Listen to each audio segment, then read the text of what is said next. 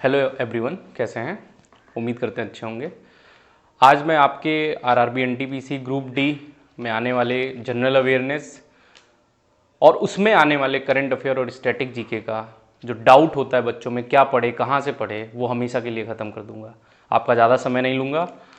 आप मैं आपको टॉपिक बताऊंगा और प्रश्न बताऊंगा और कहाँ से पढ़ना है, बस उतना ही करना है। आपको 10 जगह जाके वीडियो नहीं देखनी है, बस आप इतना करिए और अपनी तैयारी एकदम जोरदार करिए। तो करंट अफेयर में मैं बता दूं आपको, तो जो रेलवे करंट अफेयर पूछती है वो 6 से 12 महीने पुराना करंट अफेयर लगभग पूछती है, और कभी कभी तो ये 3-4 साल पुराना भी करंट अफेयर पूछ लेती है।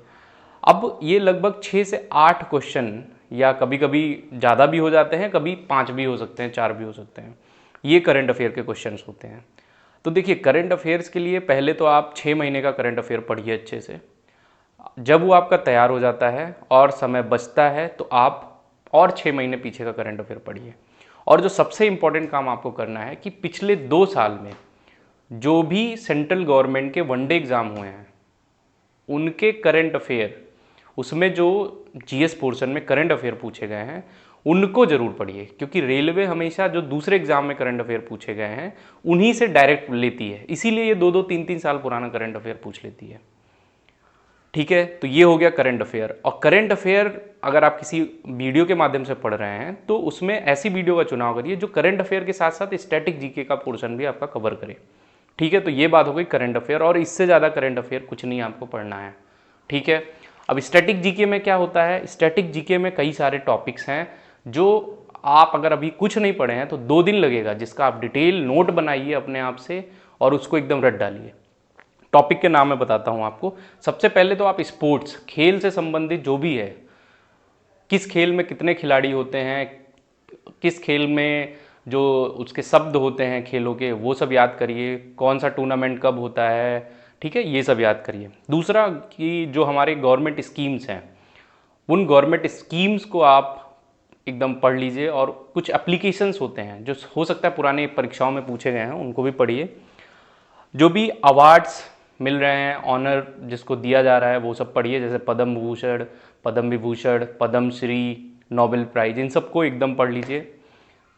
तीसरा सबसे इम्पोर्टेंट जो है वो वाटरफॉल, जलप्रपात जो भी हैं उनको पढ़िए।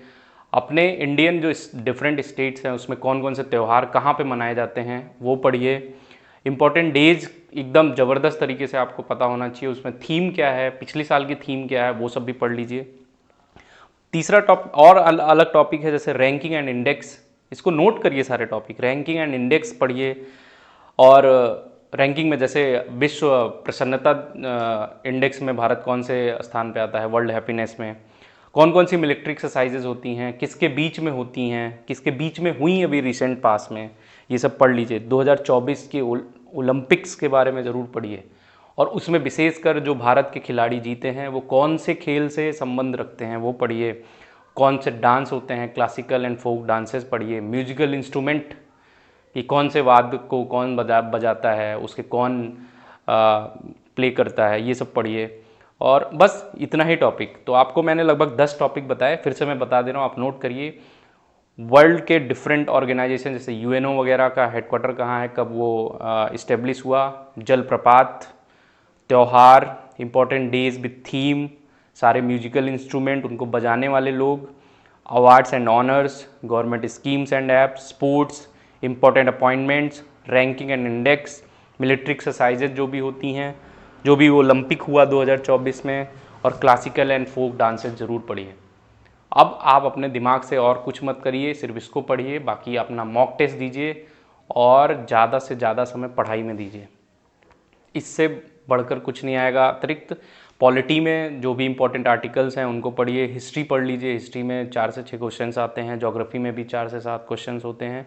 पॉलिटी भी बहुत इंपॉर्टेंट है आपके लिए। जनरल साइंस, साइंस में बायोलॉजी, सेल वगैरह से ज़रूर क्वेश्चन पूछे जाते हैं।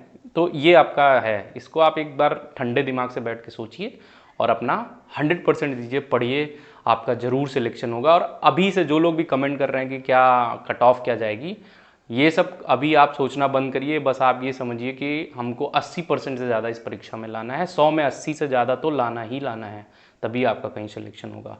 All the best.